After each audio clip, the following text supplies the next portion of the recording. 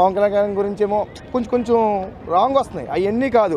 తమ్ముడు cinema story ఒకసారి cinema ఒక హాల్కి వచ్చి చూడండి. స్టోరీ చూసాక అర్థమయ్యాక అప్పుడు మాట్లాడండి. అర్థం కాకుండా అసలు బయట మటుకు తప్పుడు కామెంట్లు కానీ పెట్టారు ఎవరైనా సరే మామూలుగా ఉండదు. అది చెప్పారు. ఎందుకంటే ఎన్నో వందల కోట్లు ఖర్చు పెట్టి దిల్ రాజు గారు ఎంతోమంది సమకూర్చి సినిమా తీసిన సినిమా అంటే మీరు ఒక్క మాటతో తీసి పడేస్తున్నారు. ఇంకొప్పుడు ఎవరు వచ్చి అన్నాడు నీకు ఎందుకు సినిమా, ఆ సినిమా బాగుంది ఈ సినిమా బాగుందని పక్కన వాగుతున్నారు. అలాంటివి పట్టించుకోవద్దు ప్లీజ్.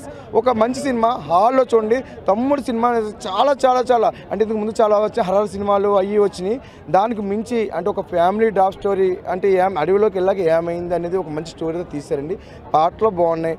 అంటే ఇంతకు ముందు వచ్చిన సినిమాలు ఫ్లాప్ అయినాయి ఇవని అనుకోవద్దు.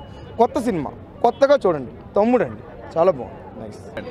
ప్రొడక్షన్ వాల్యూ చాలా బాగున్నాయి. బీజం బాగుంది. అది కాకుండా స్టోరీ కంప్లీట్గా మొత్తం ఫ్లాట్ ఉంది. ఎక్కడ హై మూమెంట్స్ ఏమి లేకుండా కంప్లీట్గా ఫ్లాట్ ఉంది. ఇది కూడా ఎత్తిపోయినట్టే. నిత్యానికి ఇంకొక అట్టర్ డిజాస్టర్ వస్తుంది. మ్యాట్ని నుంచి మొత్తం రాబిన్హుడ్ చాలా బెటర్ అన్న. కొంచెం ఎంటర్టైన్మెంట్ ఉంటుంది ఇందులో. అది కూడా ఏం లేదు. సెకండ్ హాఫ్ కంప్లీట్గా పడుకోబెట్టాడు. ఏం లేదు, జీరో పోయినట్టే. చాలా బాగుంది మూవీ నిజంగా. లైక్